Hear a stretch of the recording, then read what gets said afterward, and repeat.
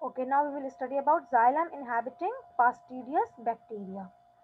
Fastidious bacteria क्या है?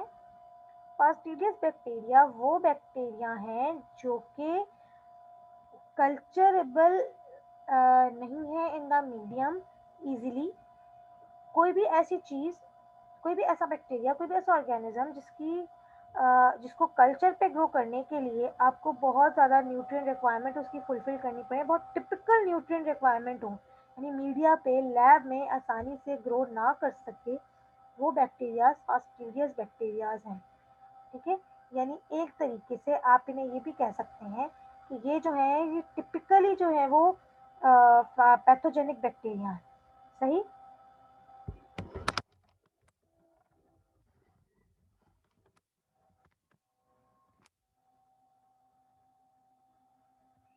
Okay, they are very much smaller in size. अच्छा, नाम के अंदर एक चीज और है, जाइलम इनहैबिटिंग, यानी वो बैक्टीरिया जो कि जाइलम के अंदर प्लांट के सरवाइव करें। What is xylem? Conducting tissue है जो क्या कंडक्ट करता है?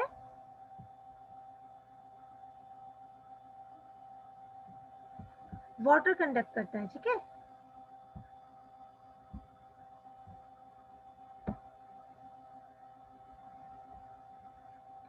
Okay, so they are bounded by a cell membrane and cell wall. कोई फ्लैजिला इनमें नहीं होता है।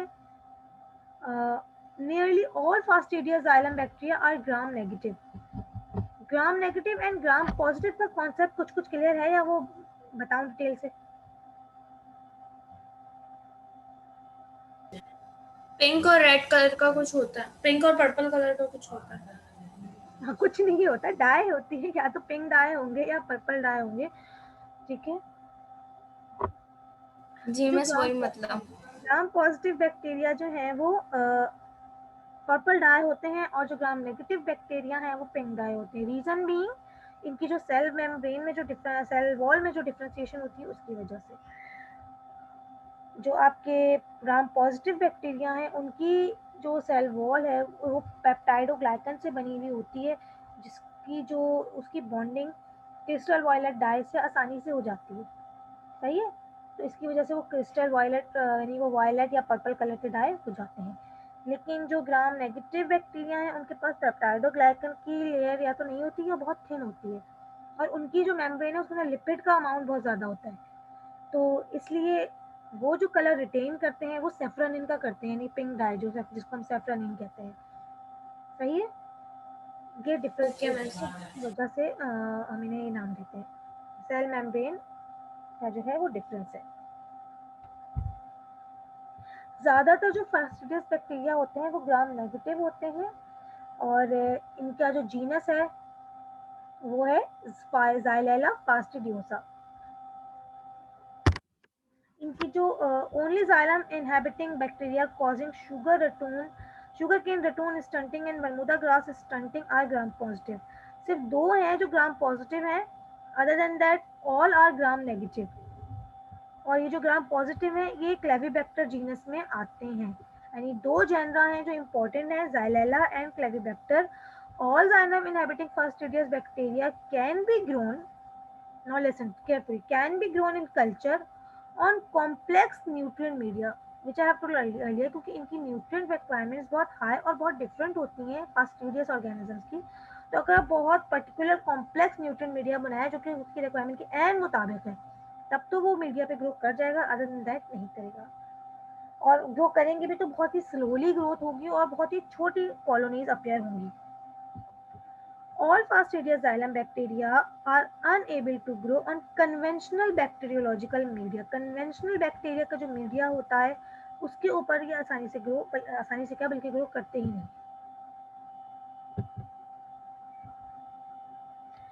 All gram-negative xylem-inhabiting fastidious bacteria are transmitted by xylem-feeding insects।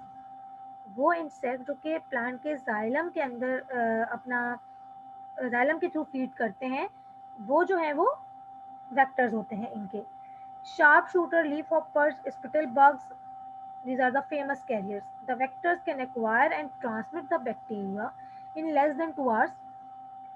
Carrier adult insects can transmit the bacteria for life but do not pass them on the progeny। यानी ऐसा नहीं है कि उनके अंदर बैक्टीरिया है तो उनके अपनी जो प्रोजेनी प्रोड्यूस्ड होगी, जो भी एग्स प्रोड्यूस करेंगे उसके अंदर बैक्टीरिया होगा, ऐसा नहीं है। हाँ, लेकिन ये ट्रांसमिशन करते हैं। So far, no insect vector is known for gram-positive xylem inhabiting fastidious bacteria।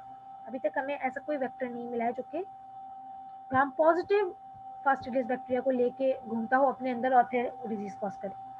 But at least one of them, the cause of sugarcane ratoon stunting, can be transmitted mechanically by cutting implements during harvest। हमें vector तो नहीं पता positive xylem inhabiting fastidious bacteria का, लेकिन हमने इसको disease cause करते हुए जरूर देखा है। कौन सा disease? Sugar cane ratoon stunting. In Pakistan it is very very very much happening. ठीक है, और बड़ी इंपॉर्टेंट चीज है पाकिस्तान के लिए अभी है। अच्छा, इनको हमने हिस्ट्री आपको नहीं बताई। फर्स्ट जो है वो ऑब्जर्व इन्हें किया गया था या रिपोर्ट हुई है in the 1972 in the fields of clover and periwinkle plants. इसके बाद इनको काफ़ी गैप के बाद दोबारा ऑब्जर्व किया गया और रिपोर्ट हुआ इन द मिड 1990s। ठीक है, in the phloem of cucurbit plants affected with yellow vine disease and papaya plants affected with the bunchy top disease. ये नाम है डिजीजेस के, ठीक है, bunchy top disease, yellow vine disease. In the 1973, fastidious xylem bacteria were observed in the xylem vessels of grape plants। जिस जो disease होती है उसका नाम होता है पियर्सिस डिजीज। फिर अल्फाल्फा प्लांट्स में भी इनको ऑब्जर्व किया गया। xylem of plants affected with one of more than 20 other diseases। मतलब बहुत सारे हमें बैक्टीरियाज मिले, लेकिन उनमें से कुछ जो है वो फास्टिडियस वेस्कुलर बैक्टीरिया थे जब ऑब्जर्व किया गया plant.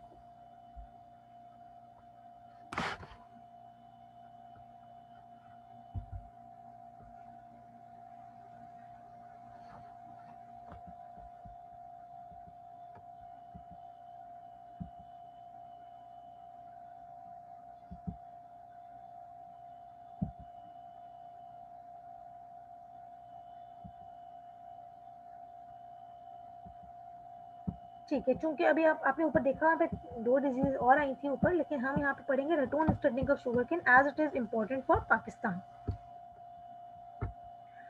रटून stunting disease occurs in most and possibly all sugarcane growing areas of the world। सभी जगह होती है, लॉसेस बहुत ज़्यादा होते हैं, 5 to 10% generally, लेकिन sometimes it can reaches up to 30%। Losses tend to be greater in the ratoon stubble crops than in the crop of the first growing season। यानी जो बाद में क्रॉप लगाई जाती है उसमें ज़्यादा इन्फेक्शन आता है बनिस्बत पहली क्रॉप के साल की। Infected plants are slower to initiate growth, appear stunted and may have fewer and thinner stalks, but they show no other external diagnostic symptoms. ज़्यादा diagnostic symptoms नहीं होते हैं, लेकिन जो स्टेम्स हैं वो थिन होंगे, जितने होने चाहिए हेल्दी उतने नहीं होते. However, infected plants often show internal symptoms in very young. Shoot symptoms consist of pinkish discoloration just below the meristematic area of the shoot. तो सिम्टम्स जनरली बाहर तो कोई सिम्टम नहीं आता है प्लांट के, लेकिन और स्पेशली अगर आप पानी फील्ड को अच्छा दे तब तो बाहर नहीं ही आता, और बहुत ज़्यादा स्टंटिंग भी नहीं होती है, यानी बचाव हो जाता है. अब देखिए जाइलम को अगर जाइलम के अंदर इनहेबिट कर रहा है, जाइलम के अंदर रह रहा है बैक्टीरिया, तो इसका मतलब है कि वाटर पैसेज को ब्लॉक कर रहा है. तो आप ज़्यादा से ज़्यादा पानी प्रोवाइड करें ताकि किसी तरीके से थोड़ा बहुत पानी प्लांट को मैसर हो जाए. तो जो बेसिक सिम्टम आता है वो प्लांट को ऐसे सिम्टम आता है जैसे प्लांट को पानी नहीं मिल रहा हो, तो वो बहुत स्टंट ग्रोथ होगी, जैसे कि बहुत अच्छे से प्लांट को पानी नहीं मिला है, पत्ते सूखे हुए होंगे और शॉर्टर इन साइज होंगे. तो इस तरीके की जो अपीयरेंस है, सिंपल वही अपीयरेंस आती है जैसे कि पानी की कमी से हो सकती है. लेकिन अगर आप ज़्यादा पानी दें तो बज़ाहिर थोड़ी सिम्टम्स कम भी हो जाते हैं, लेकिन इंटरनल सिम्टम्स ऑब्वियसली अपेयर होते हैं. In very young shoot symptoms consist of pinkish discolouration. अंदर से जो है वो पिंक कलर आएगा, स्टेम का नॉर्मल कलर नहीं होगा. अगर गन्ना इन्फेक्टेड है तो जब आप कट करेंगे तो वो पिंकिश कलर का होगा. That means it is infected with what?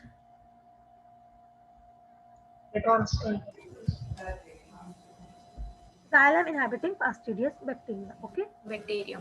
In mature canes, symptoms appear as a discoloration. Under the microscope, affected bundles appear plugged with bacteria contained in a colored gummy substance. अगर हम microscope में देखें उसका section cut करके तो हमें जो है वो सेल्स नजर आएंगे, बाकायदा सेल्स, जो जाइलम के जो वेजल्स हैं वो हमें बाकायदा प्लग नजर आएंगे, भरे हुए नजर आएंगे बैक्टीरिया से. The pathogen Lefsonia xylella, formerly Clavibacter xyli, यानी पुराना नाम बता रहे हैं, formerly यानी पहले ये नाम था, उसके बाद नाम चेंज किया गया, is a gram positive fastidious xylem inhabiting bacteria. Size को रहने दें. It can be grown in culture on specialized media, only on specialized media.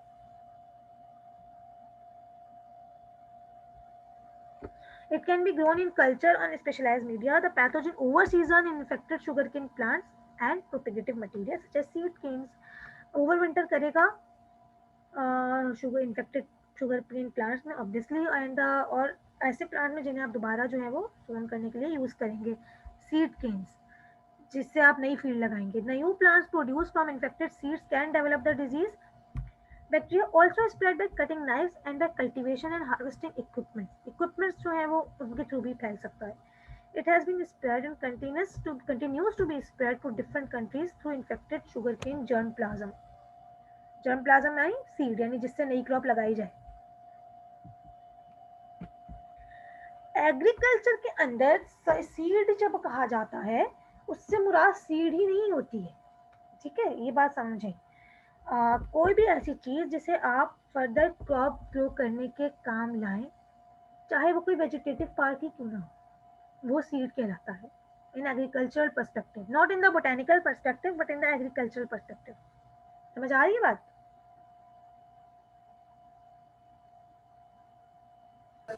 Ji miss. Yes, miss.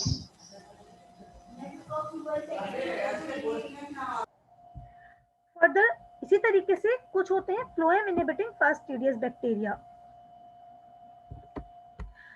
Fastidious bacteria are generally rod-shaped, bounded by cell membrane and cell wall.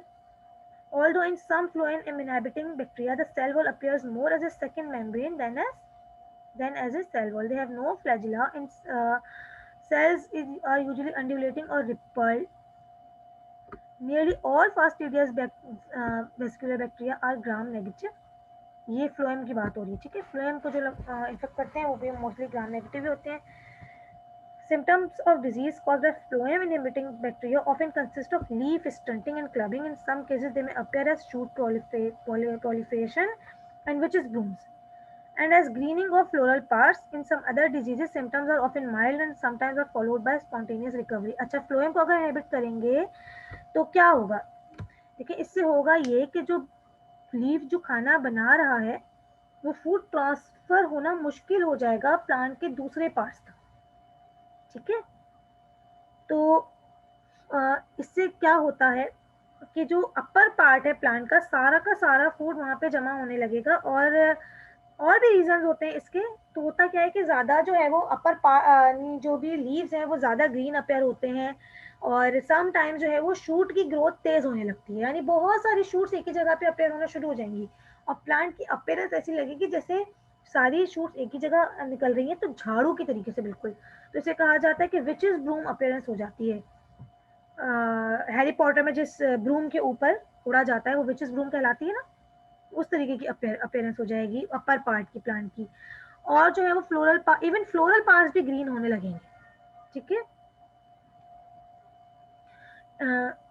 कभी कभी symptoms mild होते हैं और कभी कभी symptoms बहुत ज्यादा हो जाते हैं। Phloem limited bacteria are so far known to cause a very important disease known as citrus greening disease. ये पाकिस्तान में के लिए काफी अहमियत की आमिल है disease. Yellow vine disease of watermelon, some cucurbits, and the bunchy top disease of papaya, and some other diseases, some minor disease of clover and periwinkle। Pakistan के हवाले से अगर हम बात करें तो यहाँ पे हमारे लिए citrus grinning and papaya bunchy top. Again bunchy top क्यों कहते हैं कि जो प्लांट का जो टॉप पार्ट है, जो यहाँ पे ट्विग्स एंड लीव्स है, बिल्कुल बंच की तरीके से ट्विग्स निकलना शुरू हो जाएंगी वहां पे, विच इज ब्लूम वाली अपीयरेंस बिल्कुल। तो टॉप जो है वो बंची हो जाएगा, बजाय इसके कि एक प्रॉपर कैनोपी हो फैली हुई नॉर्मल, ऐसी नहीं होती।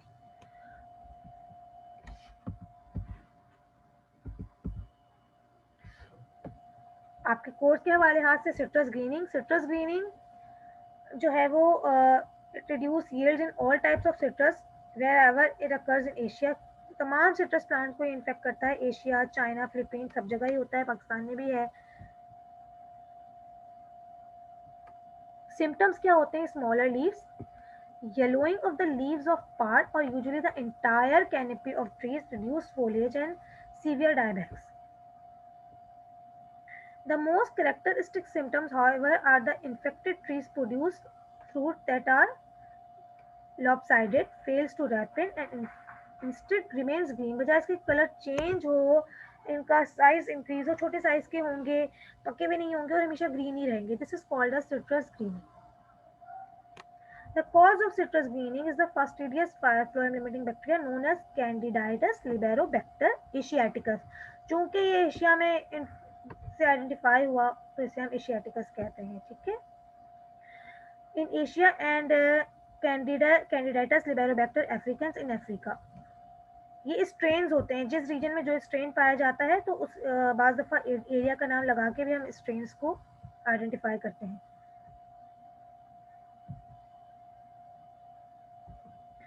The pathogen is spread by vegetative propagation and by two xylid insects, ठीक है। Asian strain is spread by primarily Diphorina citriae, whereas the primary vector for the African strain is Triosa eritrea, but both insect vectors can transmit either strain of the bacterium। Transmit कोई भी कोई सा कर सकता है, लेकिन generally यही पाए जाते हैं, क्योंकि रीजन वाइज भी इंसेक्ट जो है वो डिफर करते हैं।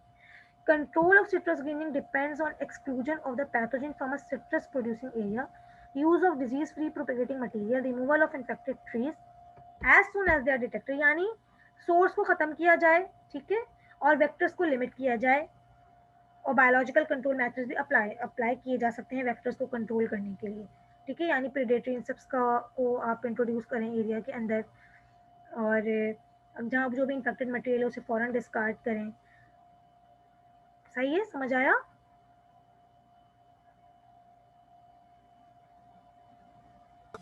जी मिस आ गया।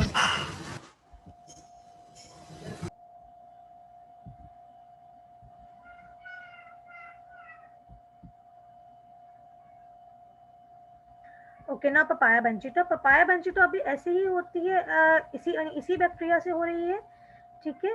और अमेरिका में बहुत कॉमनली पाई जाती है, पाकिस्तान में भी है। Is one of the most economically important disease of papaya as infected plants produce few flowers and set few or no fruits. Symptoms of papaya bunchy top consist of chlorosis, यानी yellowing होगी, necrosis होगा, narrowing of leaves होगी, elongation of petioles and internodes होगा।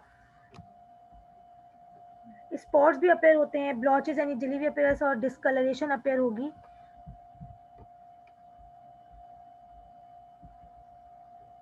इस तरीके से। अब देखिए आप इस ट्री को जो नीचे जो शॉर्ट हाइटेड है इसको नोटिस करें, और जो ऊपर वाला ट्री है थोड़ा लंबा जो इसको नोटिस करें, दोनों के अपीयरेंस में कितना फर्क है। तमाम के तमाम जो ब्रांचेस है वो एक ही जगह से निकल रही है जैसे झाड़ू हो, ठीक है। तो this is not a proper appearance. इसका स्टेम ऊपर से देखें डी शेप्ड हुआ है।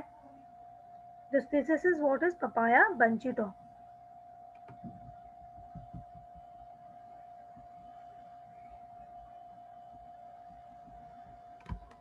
Infected plants rarely produce flowers and set fruits. बहुत कम ही ऐसा देखा गया हो कि कभी इन्होंने फ्लावर प्रोड्यूस किया हो या फ्रूट दिया हो। इन्फेक्टेड प्लांट्स नहीं दे पाते हैं।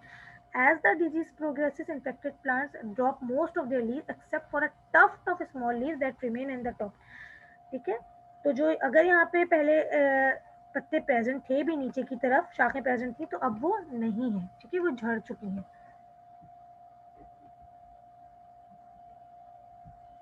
Pathogen is rod shaped gram negative bacteria,